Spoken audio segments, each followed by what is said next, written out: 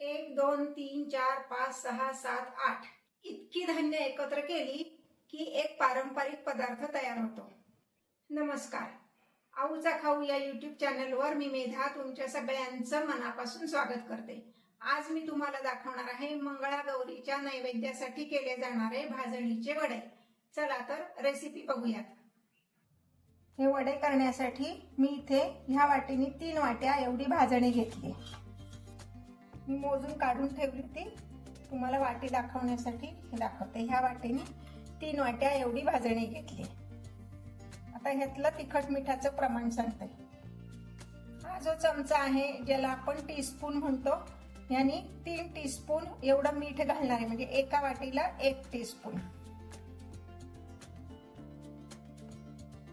त्यातनंही मिठाचं प्रमाण तुमच्या आवडीनुसार तुम्ही कमी जास्त करू शकता। तळताना वडे काळे होऊ नाहीत म्हणून तिखट प्रमाणातच वापरायचं। तिखट जास्त झालं तर तळताना वडे काळे होतात। ह्याच चमच्याने एका वाटी पिठाला 1 टीस्पून एवढं लाल तिखट। तिखटाचं प्रमाण पण तुमच्या आवडीनुसार तुम्ही कमी जास्त करू शकता, पण लाल तिखट जर जास्ती घातलं तर वडे काळपट होतील तळल्यानंतर, म्हणून प्रमाणातच घाला। अर्धा चमचा हिंग, अर्धा चमचा हळद। वडे खमंग होण्यासाठी आपण त्यामध्ये ओवा घालतो। ओवा हातावर चोळून घालायचा, म्हणजे त्याचा सुगंध पण वड्याला छान लागतो। यामध्ये आपण घालणार आहोत ओवा।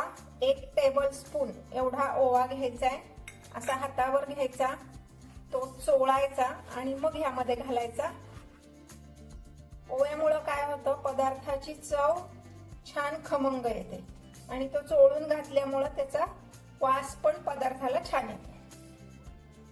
आपण यामध्ये पांढरे तीळ घातले, तिळामुळे वड्याला टेक्स्चर छान येतं आणि वडे तेलकट होत नाही। 1 टेबलस्पून एवढे पांढरे तीळ घालायचे। आता हे सगळं मी आधी हाताने मिक्स करून घेणार आहे। वडे खुसखुशीत होण्यासाठी आपण त्या पिठामध्ये कडकडीत तेलाचं मोहन घालणार आहोत। इथे मी गॅसवर कढई तापत ठेवली आहे। यामध्ये आपण घालणार आहोत 3 टेबलस्पून एवढं तेल, म्हणजे 1 वाटी पिठाला 1 टेबलस्पून हा हिशोब लक्षात ठेवायचा। हे जे तेल आपण मोहन म्हणून वापरणार आहोत ते कडकडीत गरम करायचे। गॅसची फ्लेम मीडियम ठेवायची। तेल जास्ती घालायचं नाही, तेल जास्ती पडलं तर वडे तेलकट होतात। तेल कडकडीत गरम म्हणजे किती गरम करायचं, तर त्याची एक टेस्ट तुम्हाला सांगते। असा धूर येताना दिसतो आपल्याला, पण हेही जर कळत नसेल तर एखादा पिंच त्यामध्ये पीठ घालून बघायचं। ते असं छान तळल्यासारखं झालं की तेल आपलं हे व्यवस्थित कडकडीत गरम झालंय हे ओळखायचं। आता हे तेल मी ह्या पिठावर ओतून घेते।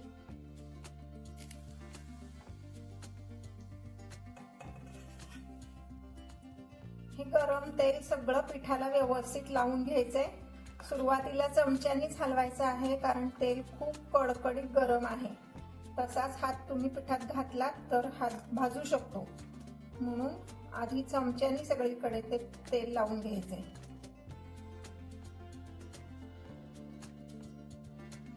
आपण जे मोहन घातलंय कडकडीत तेलाचं, ते पिठाला व्यवस्थित सगळीकडे लावून घ्यायचं, म्हणजे पिठाच्या कणाकणाला ते तेलाचं मोहन लागलं पाहिजे, म्हणजे वडे छान खुसखुशीत होतात। आता इथे मी थोडं थोडं पाणी घालत हे पीठ भिजवणार आहे। सगळ्यात शेवटी मी तुम्हाला सांगते किती पाणी लागलं ते। हे इतपत आपल्याला भिजवायचं आहे। त्याला पाणी किती लागलं तर 2 वाट्या पाणी लागलं, म्हणजे 3 वाट्या आपली भाजणी होती, त्याला 2 वाट्या एवढं पाणी लागलं। आता हे मी 5 ते 10 मिनिट असंच ठेवणार आहे, तोपर्यंत गॅसवर तेल तापवून घेणार आहे। मग अशी ज्या कढईत आपण मोहन कडकडीत गरम केलं त्याच कढईत मी तेल तापत ठेवलंय, म्हणजे 2-2 भांडी आपल्याला घासायला वाढायला नको आपलं काम, म्हणून एकाच कढईत दोन्ही कामं मी केली। आता हे तेल तापलंय, त्यामध्ये मी 1 चिंचेचं बुटूक टाकते। चिंच घातल्यामुळं काय होतं तर आपल्या तेलावर फेस येत नाही तळताना आणि पदार्थ जास्ती तेलकट होत नाही। आता आपण वडे थापून घेऊया। इथे मी एक प्लॅस्टिकचा कागद घेतलाय, त्याला किंचित तेलाचा हात लावून घ्यायचा, फार तेलकट नाही, म्हणजे तेलाच्या भांड्यात हात बुडवायचा जस्ट, आणि हे जे तेल आहे हे एवढं फक्त ह्याच्यावर लावायचं, म्हणजे आपल्याला वडे थापणं सोपं जातं.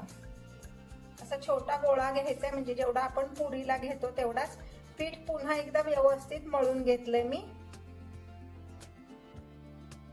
या पद्धतीने, आणि आता वडा आपण हातानेच थापायचा आहे.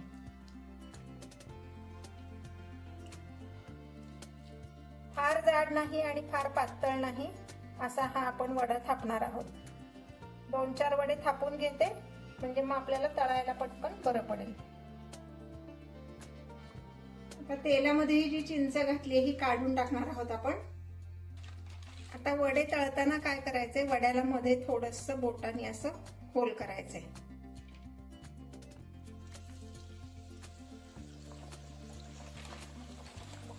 मध्ये होल पाडल्यामुळं काय होतं, वडा आतपर्यंत व्यवस्थित तळला जातो.